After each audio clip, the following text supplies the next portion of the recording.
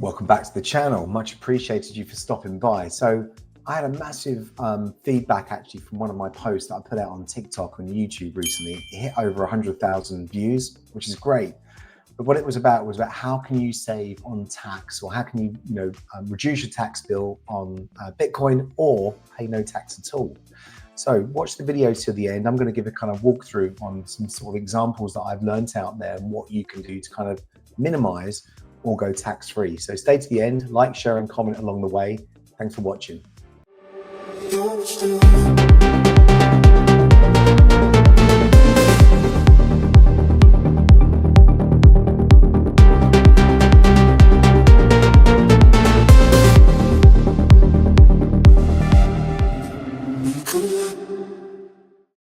So how can you save on tax, but also reduce tax completely? In other words, go tax-free. Just different options and what we can talk about on this video. Again, I had loads of feedback from one of my posts that I put out. So I wanted to kind of collate loads of information that I've learned from those comments and just try and bring some information back to you. So without further ado, let's have a look at some different examples and kind of walk you through what I've been learning along the way. So most importantly, this is all about how to minimize or go tax-free essentially on your Bitcoin, which is fantastic. It's a great topic. It seems to be obviously brought up quite a lot in a lot of the threads and posts I've put out recently. And people are asking the same sort of question, how can you minimize tax on Bitcoin, but also how can you go tax-free essentially? So let's have a little look and walk through this. But most importantly, let me just get this point out there. So this is not financial advice. This is financial education. Do your own research and speak with an appropriate advisor in your jurisdiction. Right, so before we sort of crack on, the most important thing is I wanted to get across was let's look at comparing Bitcoin to real estate, okay? Because it's always kind of the misconception out there is how do you define what Bitcoin essentially is? Is it just your typical asset class? And how can you compare it to gold, silver, or real estate? But for the example of this video, I thought I'd choose the real estate approach because one, I've invested into real estate, and it makes it easier for me to kind of articulate it to you what the differences are and what's the benefits essentially of moving from a real estate portfolio to a Bitcoin estate portfolio, or having it as a diversified portfolio along the way. So if we look at this, there's kind of what I class as sort of four entrances to real estate, right? You've got your buy-to-let investment where you just rent it to a tenant. You've got HMO, which is a home of multiple occupants, where you rent the house out to multiple separate people, if you like. They could be nurses working at a hospital nearby, and they're all sharing the house together. But then you've also got another option, which is serviced accommodation, okay, where you can rent it out to contractors, say for British Gas, for example. Then you've got commercial property as well, okay? So they're the kind of sort of four options that you can invest in within real estate. But if you look at the issues, and we're gonna sort of generalize this across the whole lot, okay? So when it comes to real estate specifically, so number one, it's not warproof, okay? Real estate is not warproof. If you've got a war that happens, and let's face it, geopolitically at the moment, we're not in really good still stead of ground, really. So anytime the properties are, potentially at threat of a particular war kicking off, you look at the Middle East, you look at places like Ukraine and Russia. If, for example, God forbid that something happened in the UK, which is where I'm based, that there is a potential that could hit, your property portfolio, and it's not warproof. Okay, so number two is maintenance issues. You've always got maintenance issues on the properties. So it could be a leaking roof. It could be a radiator valve that's kind of exploded and something's happened in that property. There's always constant maintenance to make that house a viable property to be rented in whatever class you want to, push that as, whether it's buy to let, HMO, etc. Number three, tenant issues. If there's a tenant that's causing a problem, it might be, for example, they don't want to pay, or they fall into cash flow issues, for example. They might have gone for a job change, or they've lost a job. They can't pay. So there could be tenant issues there, right? The list goes on actually with tenant issues, but that's just a sort of, a top line approach in what they could obviously give to you while you're renting a property. But number 4, new tenant legislation. So there's always new legislation coming out. And if you look at it at the moment, there's new legislation, renters' rights reform that's coming out, or it is out. There's always issues that you're fighting against with the government that are either going to protect the landlord, or they're going to protect the tenant in situ.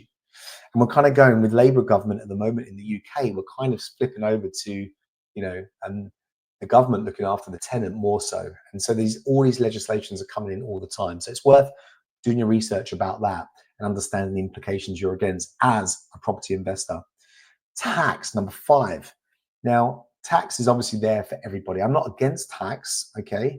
Let me get that straight. But what I am against is when you're looking at real estate, if you're doing it under personal name, there was like Section 21, for example, came in, and it's the government essentially clamping down on you as a personal investor within real estate. But obviously there are other options as well. And if you look at putting your properties into a limited company, for example, there's much more tax efficient and benefits of doing it that way. But that's obviously subject to change. Things will always change when you're against the government all the time, okay?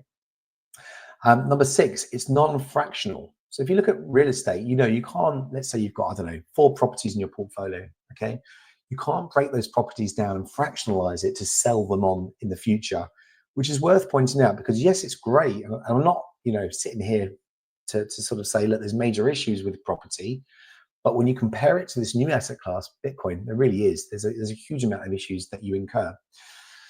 So tax is obviously not going to be going anywhere, but you need to be tax efficient when you're working within a property portfolio.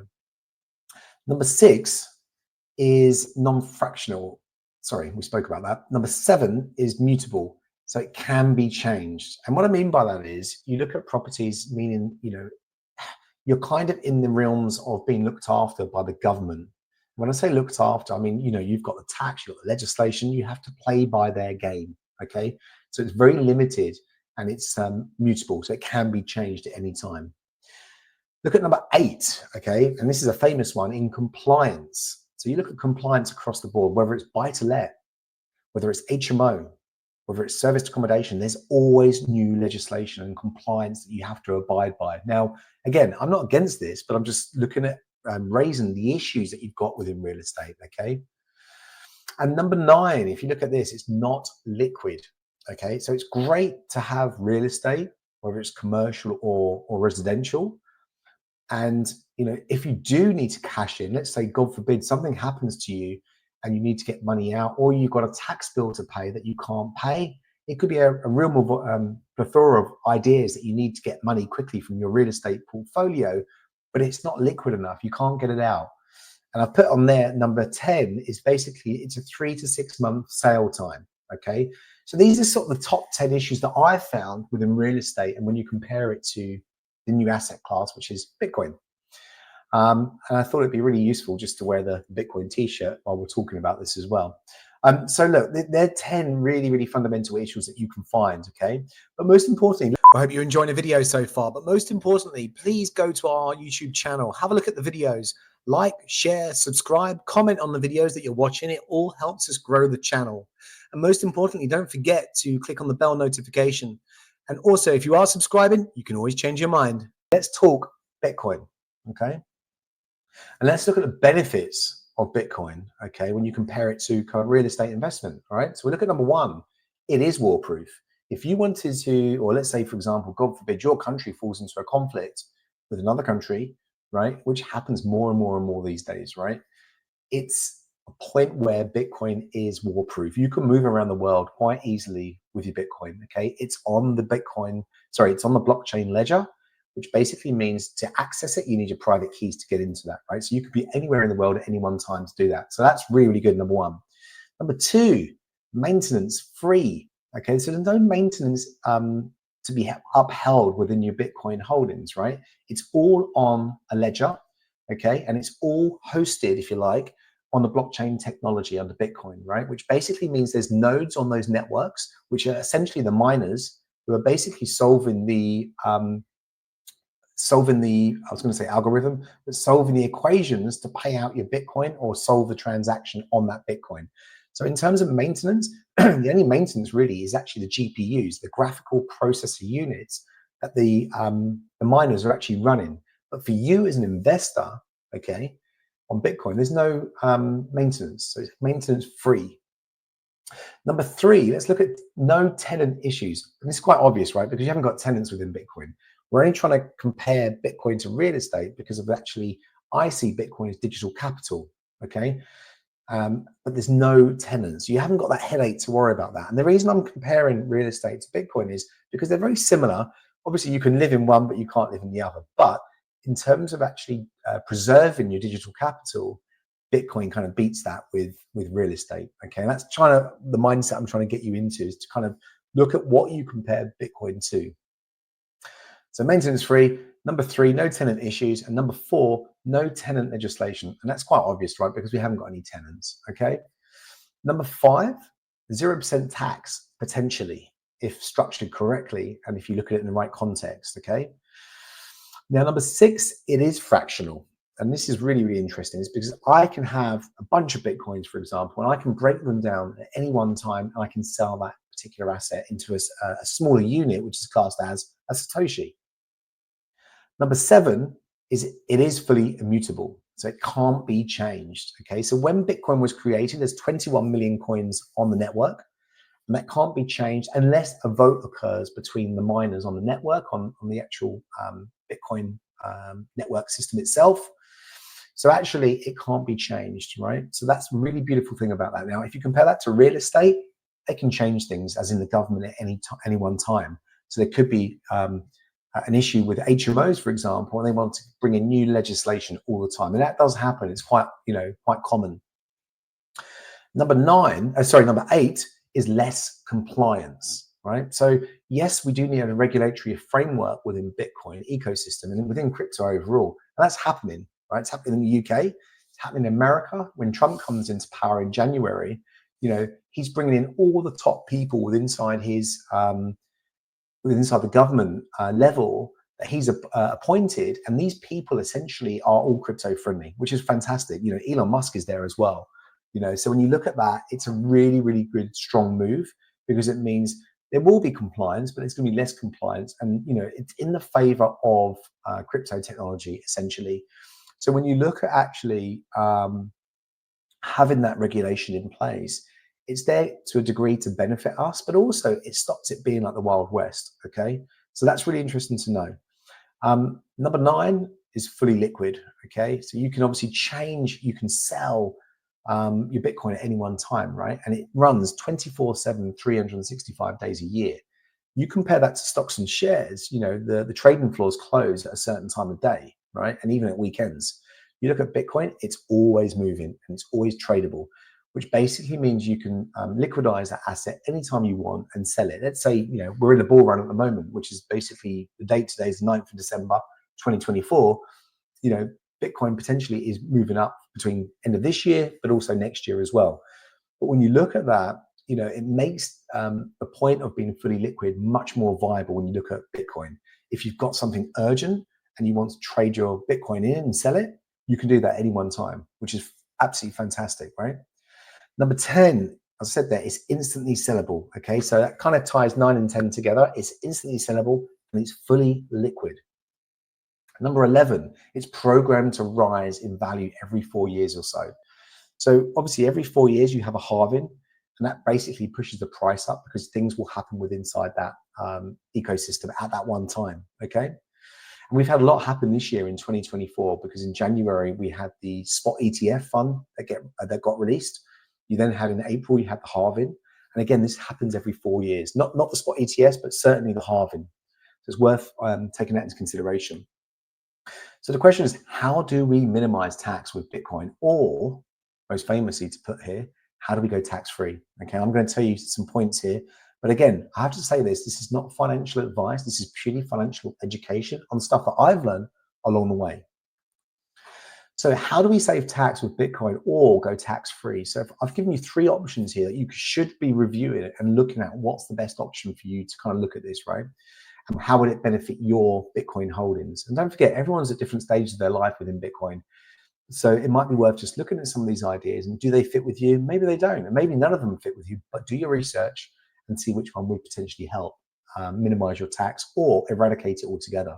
So number one, set up an international asset protection trust, which will protect the Bitcoin in its wallet, but it must be verified. So it's worth knowing that, but it also must be registered by a professional estate planner. Okay. And what that essentially means is, and I won't go into too much detail, these are just ideas to give you of ways of going tax-free. And essentially what this means is you can set up a Bitcoin or set up an international trust that's offshore away from your registered taxed country, if you like. So for example, I'm in the UK. If I was to set up an international asset protection trust, it could be in another country that is more tax-friendly or tax-free, okay? But again, you need to go to a professional estate planner to discuss that further. And is that the right option for you? Option number two is actually a really interesting one, which is loan against your Bitcoin. Now, if you go back to our analogy of comparing Bitcoin to real estate, you know, for those who know who are in real estate, what you can do is, let's say you buy your property for 50 grand, right? And it goes up to 100 grand in terms of value, right? Depending on how much your loan to value is on that particular mortgage, you can actually refinance that property and then take out that money tax-free, okay? And that money can be utilized within your own personal spend, depending on where you're based in the world, but also can be used on making further purchases within your property portfolio. Now, if you compare that similar position, the same thing can happen with Bitcoin. Now, it's not so much at the moment, but if you look at platforms, for example, which is a decentralized exchange or DeFi company, which is called Aave, you can either loan your Bitcoin or you can you get a loan against your Bitcoin and essentially use your Bitcoin as collateral basically for that loan. So the future is, if you think about it, JP Morgan's, all the big banks, investment houses are looking to, well, they are waking up now to actually offer these types of services. Now, I don't know where you're based in the world, but have a look around. You know, I think at the moment it's still going to be quite expensive. There was a company, I think in Canada, that offers the facility to loan against your Bitcoin. And essentially what you're doing is you're putting your Bitcoin into kind of a lock procedure where essentially if you default on that loan, right, they'll then take your Bitcoin as collateral essentially. So it's the same idea as when you look at property. If you defaulted on your mortgage, the bank will call that in and take the property back. But what's interesting is when you look at this type of environment is when you loan against that Bitcoin, you know, that is debt, right? They're giving you debt and the debt isn't taxable. It's not income, okay? But again, do your research on where you are based in the world. But essentially, once you're taking that debt, you can then go and use that to either buy more Bitcoin, for example, or you could use it to fund a lifestyle. But again, there are implications about doing that. So do your research in terms of how you could do that, right? But essentially, what people are doing on a global level is they are loaning against their Bitcoin, right? They'll take that out and they live off that money in debt, okay? Or they go and buy more Bitcoin and do other things that they want to do. Meanwhile, Bitcoin every 4 years or in a 4-year cycle has tendencies to go up. But like anything, you know, within crypto specifically, you know, do your own research because, you know, things can be volatile. But we're particularly talking about Bitcoin, which again is really becoming more mainstream now. You're getting the banks involved. You're getting even people like Microsoft. Amazon actually just went out recently to say they're going to be looking into potentially adding Bitcoin to their balance sheet. And again, with Michael Saylor from MicroStrategy, he had something like a 3-minute pitch to basically pitch Microsoft to add Bitcoin to their balance sheet. And the reason I'm telling you this is because if you think about it, right, all the institutions are coming, all the corporates are waking up to go, hold on a minute, is there a better way to preserve our cash rather than just distribute it back out into dividends? So it's just a really good way of thinking about this. Actually, you know, having Bitcoin is a really powerful thing, especially if you put that into a cold wallet, right? It makes it more, it gives you that option to basically leverage against a particular asset class, such as Bitcoin, you know, for the future. It might not be fully available now, but, you know, we're moving so quickly within AI. I think the future is basically that's what people will be doing and more so of. Okay, so loan against your Bitcoin is a really good option. But again, do your research where you're based in the world. Number 3, it's quite obvious. It's move to a better suited tax-free jurisdiction.